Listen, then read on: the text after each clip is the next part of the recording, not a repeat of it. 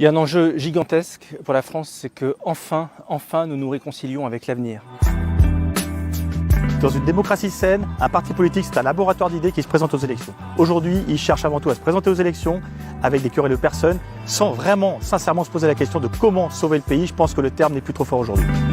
J'ai toujours eu le sentiment qu'on faisait ce qu'il fallait faire. Et ce qu'on fait, c'est réfléchir à ce qui convient à la France, pas ce qui convient en candidat. Patrice Fibon, notre directeur de projet, circularise les idées pour arriver à un projet qui soit à la fois documenté, technique bien sûr, mais également ancré dans la réalité.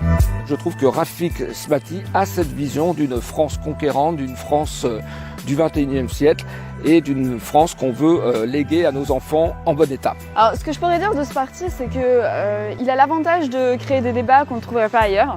Il y a au moins un projet d'essayer de réunir la France sous un projet commun, et ça, je trouve ça quand même assez remarquable. Et il faut quand même le souligner. Et la place du débat qu'il y a dans ce mouvement, c'est quand même, je trouve ça louable. Voilà.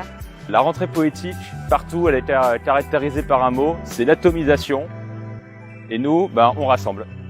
Notre pari, on est en train de le réussir. Autour de notre projet, si on met Éric Zemmour et le centre-gauche d'accord autour d'une même vision, je pense qu'on est en bonne voie pour réussir ça pour 2022 et pour peser sur la présidentielle. Si nous réussissons à créer ce projet de puissance et de conquête autour du génie français, autour de notre capacité à voir loin et à entreprendre, nous pourrons faire de la France le phare technologique, scientifique, écologique du 21e siècle et demain du 22e siècle.